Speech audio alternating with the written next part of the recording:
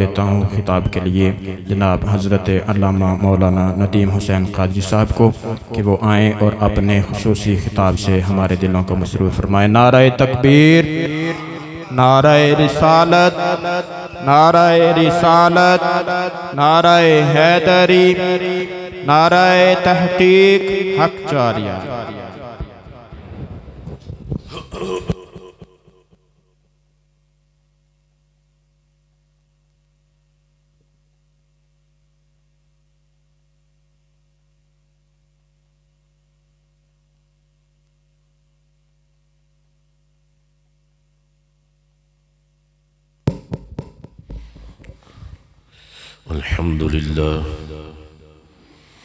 الحمد للہ رب العالمین والصلاة والسلام على سید الانبیاء والمرسلین وعلى آلہ واصحابہ اجمعین۔ تمام حضرات بارگاہ رسالت مآب صلی اللہ علیہ وآلہ وسلم میں ادب اور احترام کے ساتھ درود و سلام پیش فرمائیں۔ اللہم صلی وسلم وبارک علی سیدنا و مولانا محمد وعلی آلہ و اصحابہ اجمعین۔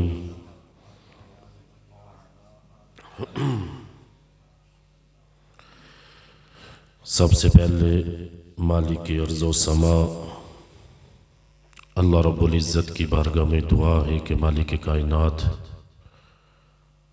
الیاس بھائی کے والد مرحوم کی بخشش اور مغفرت فرمائے۔ اللہ کریم قبر کی منزلیں آسان فرمائے اور اللہ کریم ان سب کے دلوں کو قرار اور صبر عطا فرمائے۔ عزیزان قدر، قرآن حکیم کے اندر اللہ رب العزت نے کئی مقامات پر والدین کا ذکر فرمایا، ان کے ساتھ بھلائی کرنے کا حکم فرمایا، نیکی کرنے کا حکم فرمایا، اور یہاں تک فرمایا کہ تمہارے ماں باپ جب بوڑھے ہو جائیں تو انہیں اف تک بھی نہ کہنا اور نہ ہی انہیں جھڑکنا۔ اف تک کہنے کی ممانت اللہ رب العزت نے اپنے پاک کلام میں فرما دی ہے۔ کیوں؟ اللہ اور اس کے رسول کے بعد ادب اور احترام کے لائق جو سب سے زیادہ ہستیاں ہیں وہ ماں اور باپ ہیں۔ اللہ نے بڑا مقام، اتنا مقام دیا، اتنا مقام دیا کہ فرمایا اف تک نہ کہنا۔ اب اف کیا ہوتی ہے؟ ماں باپ کوئی بات کریں، ماں باپ کی کوئی بات ناگوار گزرے تو بندہ بعض اوقات کہہ دیتے نا اف کیا یار، اف تک کہنے کی بھی اجازت نہیں۔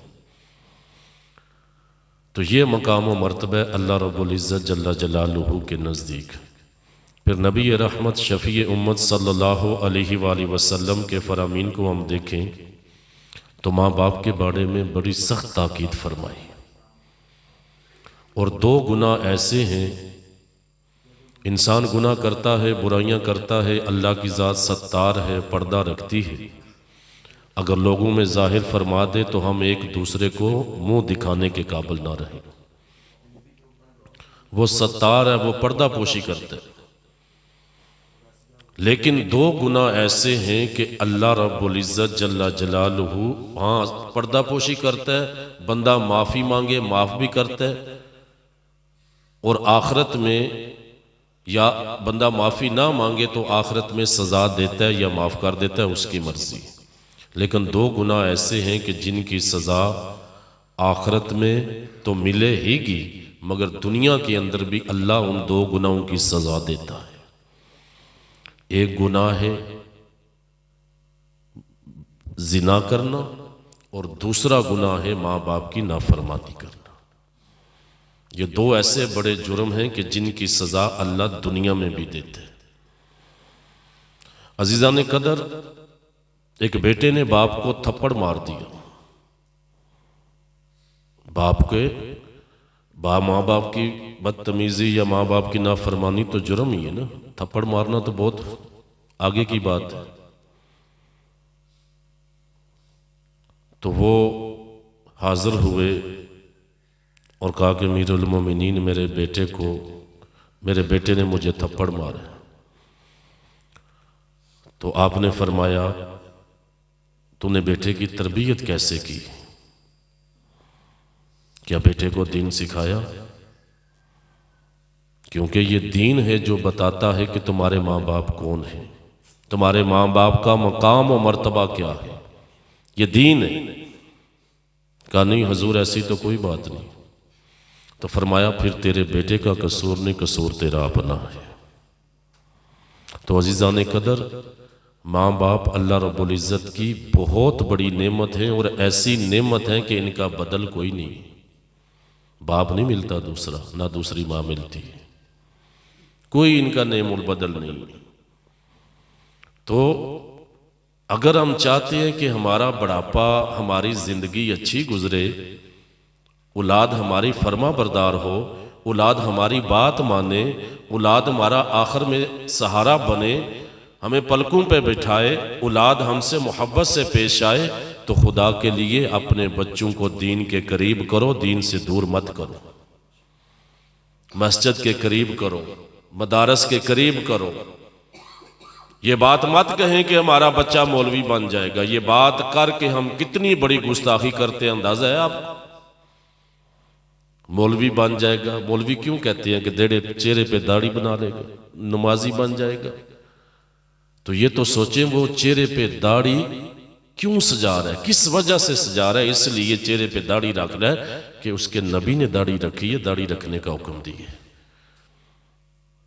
تو یہ بات کر کے ہم انجانے میں کہاں تک کتنی بڑی گستاخی کرتے ہیں۔ تو یاد رکھیں، جیسی بچوں کی تربیت ہوگی، بچے کو بے شک بھیجیں جناب انگلش سکول میں، آکسفورڈ میں، دنیا کے کہیں بھی انجینئر بنائیں، دین منع نہیں کرتا، اچھی سے اچھی تعلیم دلائیں، لیکن اس بچے کی گٹی میں دین کو بٹھائیں، اس بچے کی گٹی میں قرآن کو بٹھائیں، دین کو بٹھائیں، تاکہ اس کو پتہ چلے کہ میری اصل میرے ماں باپ ہیں۔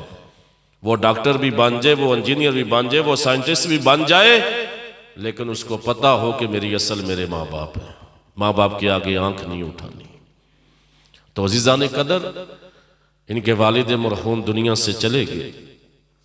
ایک حدیث مبارکہ عرض کر کے میں آپ کے سامنے اصلاحی موضوع کی طرف آتا ہوں، اور اللہ کی بارگاہ میں دعا ہے کہ جو یہاں میں قرآن پڑھوں آپ کے سامنے، اس کا ثواب اللہ تعالیٰ ان کے والد کے حق میں اللہ قبول فرمائے۔ نبی کریم صلی اللہ علیہ وآلہ وسلم کی حدیث مبارکہ جامع ترمذی کے اندر ہے، سنن ابن ماجہ کے اندر ہے، ابو داؤد کے اندر ہے، مسند امام احمد کے اندر ہے۔ قال رسول اللہ صلی اللہ علیہ وآلہ وسلم ثلاث دعوات مستجابات، فرمایا لا شک فیہن، فرمایا 3 دعائیں ایسی ہیں کہ جن کی قبولیت میں کوئی شک نہیں۔ ثلاثۃ دعوات، 3 دعائیں ایسی ہیں کہ جن کی قبولیت میں کوئی شک نہیں کہ وہ اللہ قبول فرماتا ہے۔ کون سی دعائیں؟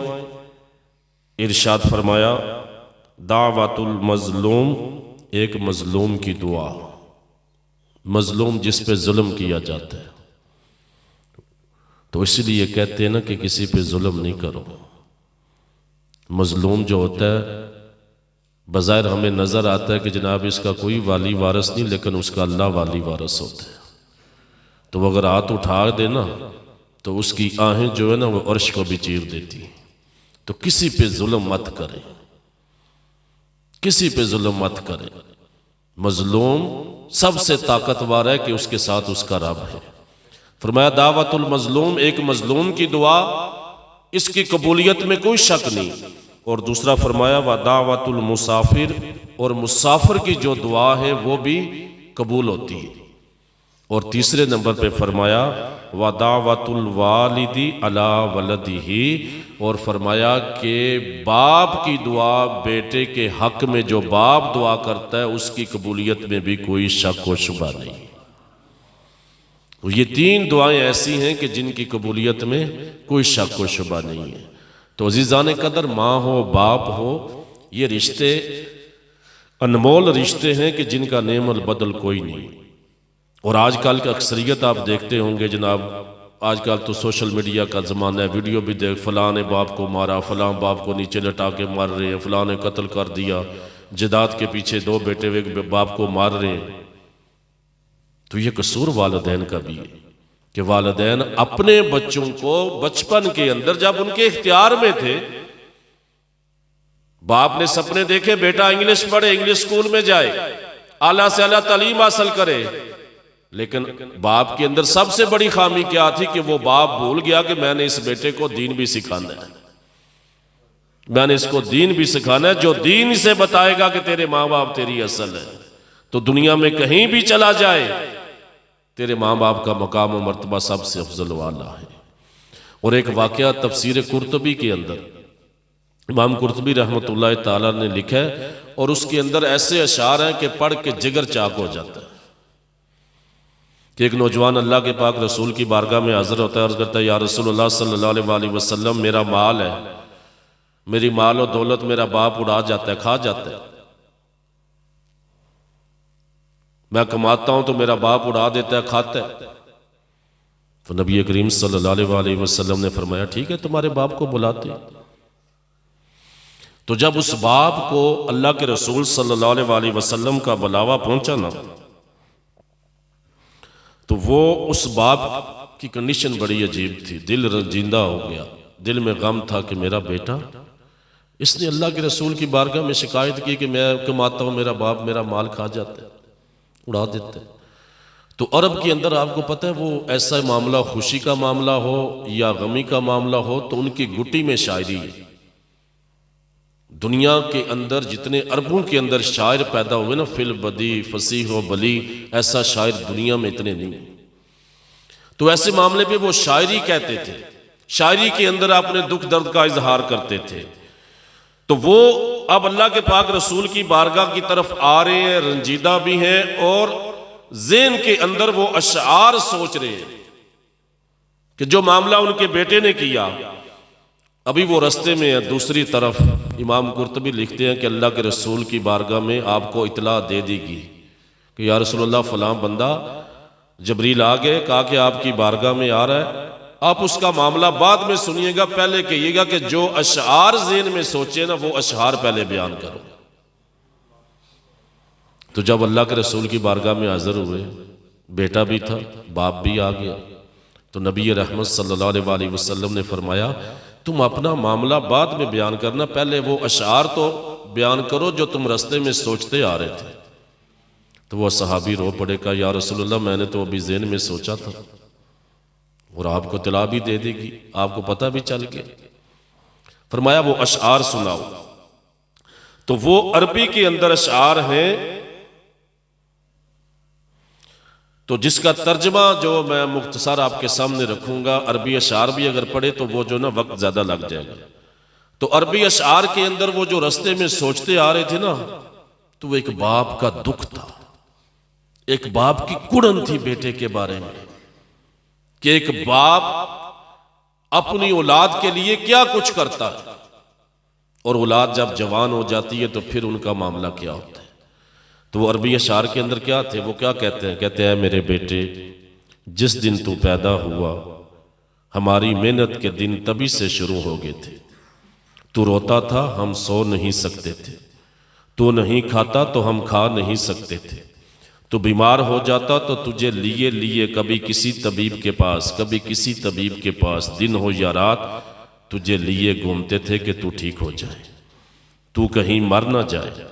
حالانکہ موت الگ چیز ہے اور بیماری الگ چیز ہے، پھر تجھے گرمی سے بچانے کے لیے میں دن رات کام کرتا رہا کہ میرے بیٹے کو ٹھنڈی چھاؤں مل جائے، ٹھنڈ سے بچانے کے لیے میں نے پتھر توڑے، مزدوریاں کی کہ میرے بچے کو گرمی مل جائے، جو کمایا تیرے لیے، جو بچایا تیرے لیے، تیری جوانی کے خواب دیکھنے کے لیے میں نے دن رات اتنی محنت کی کہ اب میری ہڈیاں تک کمزور ہو گئی، لیکن تو کڑیل جوان ہو چکا ہے، پھر مجھ پر خزانے ڈیرے ڈال لیے، میں کمزور ہو گیا، میں بوڑھا ہو گیا، لیکن تجھ پر بہار آ گئی، تو جوان ہو گیا، میں جھک گیا، تو سیدھا ہو گیا، اب میری خواہش اور امید پوری ہوئی کہ اب تو ہرا بھرا ہو گیا ہے، چل اب زندگی کی آخری سانسیں ہیں، تیری چھاؤں میں بیٹھ کے پوری کر لوں گا۔ چل اب زندگی کی آخری سانسیں، یہی ماں باپ کی سوچ ہوتی ہے، یہی سوچ ہوتی ہے۔ مگر یہ کیا کہ جوانی تجھ پہ آتے ہی تیرے تیور بدل گئے، تیرے انداز بدل گئے، تیری آنکھیں ماتھے پہ چڑھ گئیں، تو ایسے بات کرتا ہے کہ جیسا میرا سینہ پھاڑ کے رکھ دے گا، تو ایسے بات کرتا ہے کہ کوئی غلام سے بھی ایسی بات نہ کرے۔ پھر میں نے اپنی ساری زندگی کی محنت کو جٹلا دیا ساری محنت کو، کہ میں تیرا باپ نہیں نوکر ہوں، میں تیرا باپ نہیں نوکر ہوں، نوکر کو بھی تو کوئی ایک وقت کی روٹی دے ہی دیتا ہے، تو نوکر سمجھ کر ہی مجھے روٹی دے دیا کر۔ اب یہ اشعار تھے عربی کا جس کا میں نے ترجمہ کیا ہے، صحابی ہیں، اللہ کے رسول کی بارگاہ میں بڑے درد سے اظہار کر رہے ہیں۔ جس بیٹے نے شکایت کی تھی تو یہ اشعار سناتے سناتے جب ان کی نظر اللہ کے رسول کے چہرے کی طرف پڑی نا، تو دیکھا اللہ کے رسول زار و قطار رو رہے ہیں، آپ کی داڑھی مبارک آنسوؤں سے تر ہوگی، اور اللہ کے رسول جلال کی کیفیت میں اٹھے اور اس بیٹے کا گریبان پکڑ کے کیا ارشاد فرمایا؟ 3 دفعہ ارشاد فرمایا، انتا و مالکا لی ابیکا، انتا و مالکا لی ابیکا، انتا و مالکا لی ابیکا، فرمایا تو اور تیرا مال بھی تیرے باپ کا ہے، تو بھی باپ کا ہے، تیرا مال بھی باپ کا ہے، تو کیسے شکایت لگا سکتا ہے کہ میرا مال میرا باپ کھا جاتا ہے؟ تو یہ تربیت کب آئے گی؟ یہ تربیت اسی وقت آئے گی جب ہم اولاد کو دین سکھائیں گے۔ مگر ہم پہ جنون ہے کہ ہمارے بچے جناب بیکن ہاؤس میں پڑھے، ہمارے بچے اچھے سرکاری سکولوں میں، اچھے گورنمنٹ پرائیویٹ سکولوں میں پڑھے، جہاں پر جناب دین کا نام لینا تو دور، دین کا مذاق اڑایا جاتا ہے۔ تو پھر بچے ایسے ہی بنیں گے، وہ برائے نام باپ ہوں گے۔ ہم پہلے کہتے تھے کہ یورپ کے اندر اولڈز ہوم ہے، بوڑھوں کے گھر بنائے گئے ہیں کہ وہ بچے ان کو چھوڑ آتے ہیں، اپنی جان چھڑاتے ہیں کہ ان میں جا کے رہے۔ بدقسمتی سے ہماری اسی زندگی میں ہم نے دیکھا کہ پاکستان کے اندر بھی یہ ادارے بن چکے ہیں۔ اور یہ کیوں ہوا؟ یہ اس لیے ہوا کہ بچوں کو دین نہیں سکھایا، بچوں کو قرآن نہیں پڑھایا، بچوں کو اللہ کے رسول کے طریقے نہیں بتائے۔ اگر بتائے ہوتے تو بچے کبھی ایسا نہ کریں، جو مرضی ہو جائے۔ آپ دیکھ لینا دنیا دار لوگ ایک طرف، کبھی کسی دیندار کو دیکھا آپ نے؟ ایک 7 8 10 بیٹے ہوں، 5 بیٹے ہوں، چاروں 4 دنیا دار ہوں تو وہ اتنی پرواہ نہیں جتنا ایک دیندار پرواہ کرے گا۔ جو بھی ہو جائے اس کو پتا ہوگا کہ میرے ماں باپ ہیں۔ تو یہ سبق ہے ہمارے لیے کہ ہم اپنے بچوں کی جو تربیت ہے نا، وہ ان کی گٹی میں دین ڈالیں، جو مرضی بنائے ان کو، کوئی منع نہیں کرتا دین، لیکن ابتدا ان کی دین سے کریں، ان کا تعلق مسجد کے ساتھ چھوڑیں، قاری صاحب کے پاس بیٹھے، درس و تدریس سنیں، قرآن پڑھے، سمجھے، تاکہ اس کو پتہ ہو میرے ماں باپ کیا ہے۔ تو عزیزان قدر، یہ تو تھا مختصر سا میں نے ماں باپ کی شان کے اوپر۔ تو دیکھیے ان کے والد دنیا سے چلے گئے، اللہ رب العزت قرآن حکیم کے اندر ارشاد فرماتا ہے کہ جب کسی کا وقت آ جاتا ہے نا تو اس کو ایک لمحے کی بھی مہلت نہیں دی جاتی۔ اور ہم دیکھتے بھی ہیں، مانتے بھی ہیں، ایمان بھی مارا ہے کہ جو اس دنیا میں آیا اس نے اس دنیا سے جانا ہے، لیکن یہ امید ہے نا جو کہ نہیں میں نے نہیں اج بھی جانا، میں نے نہیں ابھی جانا، دوسرے نے مرنا ہے، یہ امیدیں جو ہے نا ہمیں اس نے تباہ کر کے رکھ دی ہے۔ پھر ہوتا کیا ہے کہ جب عین وقت پہ تیسری آنکھ کھلتی ہے نا، بندہ آسمان سے فرشتوں کو نازل ہوتے دیکھتا ہے، تو پھر اس وقت معاملہ خراب ہوتا ہے۔ قرآن حکیم کے اندر اللہ رب العزت جل جلالہ نے ایسا ہی فرمایا نا کلا اذا دقت الارض دقا دقا، فرمایا بے شک جب زمین پاش پاش کر کے ریزہ ریزہ کر دی جائے گی، وجاء ربک والملک صفا صفا، قیامت کا منظر، اور فرمایا آپ کا رب اپنی شان کے مطابق جلوہ فرما ہوگا اور فرشتے قطار در قطار کھڑے ہوں گے۔ یہ معاملہ تو نے وَنُفِخَ فِي الصُّورِ فَصَعِقَ مَنْ فِي السَّمَاوَاتِ وَمَنْ فِي الْأَرْضِ، فرمایا سور پھونکا جائے گا، زمین آسمانوں والے سارے کے سارے مر جائیں گے، الا ماشاء اللہ، مگر جسے اللہ چاہے گا وہ نہیں مرے گا۔ یہ قیامت کا تذکرہ ہے قرآن میں۔ تو کبھی ہم نے سوچا نا، کبھی حقیقت قرآن کھولے نا پتہ چلے ہمیں، لیکن کہاں ٹائم؟ ہم کہتے ہیں اے جہاں مٹھا اگلا کنے ڈٹھا۔ تو وہ وقت جب آ جانا ہے، خدا کی قسم کچھ بھی نہیں دیکھا جاتا۔ تو فرمایا آپ کا رب جلوہ فرما ہوگا قیامت، وَجِیءَ یَوْمَئِذٍ بِجَہَنَّمَ، فرمایا اس دن جہنم کو لایا جائے گا۔ قرآن پڑھ رہا، جہنم کو لائے گا، یومئذ یتذکر الانسان وان لہ الذکریٰ، فرمایا اس دن انسان یاد کرے گا، ہائے افسوس۔ فرمایا اب یاد کرنے کا کیا فائدہ، اب یاد کرنے کا کیا فائدہ؟ فرمایا اس دن انسان یاد کرے گا، کاش میں نیک بن جاتا، کاش اللہ کا فرما بردار بن جاتا۔ کیا کہے گا؟ یقول یا لیتنی قدمت لحیاتی، اللہ اکبر، وہ پچھتاوا کہے گا کاش میں نے اگلی زندگی کے لیے کوئی نیکی آگے بھیجی ہوتی۔ یہ کہے گا اس وقت بندہ۔ اللہ تو بے نیاز ہے۔ کبھی سوچے ہم نے یہ وقت ہم پہ بھی آنے؟ کبھی ہم نے خیال کیا؟ اللہ تو فرماتا ہے یا ایھا الذین آمنوا اتقوا اللہ ولتنظر نفس ما قدمت لغد، ہے ایمان والو اللہ سے ڈرو اور تم میں سے ہر جان دیکھے کہ وہ کل آگے کے لیے کیا بھیج رہی۔ اور ہمیں فکر کیا ہے؟ بس صبح اٹھنا ہے، کام پہ جانا ہے، شام کو گھر آنا ہے، سو جانا ہے، اگلے جہاں کی فکر ہی نہیں۔ یہ مختصر سی زندگی کے لیے اگلی زندگی جو ہمیشگی والی ہے اس کو داؤ پہ لگانا کوئی عقل مندی تو نہیں۔ تو اللہ فرماتا ہے کیف تکفرون باللہ کنتم امواتا فاحیاکم، فرمایا تم کیسے اللہ کے ساتھ کفر کر سکتے ہو، کیسے روگردانی کر سکتے ہو؟ فرمایا تم مردہ تھے، فاحیاکم، ہم نے تمہیں زندگی دی، یعنی تم لاش ہی تھے اس وقت، عالم برزخ میں تو تھے، جسمانی اعتبار سے مردہ تھے، ہم نے تمہیں زندگی دی، فاحیاکم، دنیا میں بھیج دیا، اس کے بعد میں ثم یمیتکم، ہم پھر تمہیں موت دیں گے۔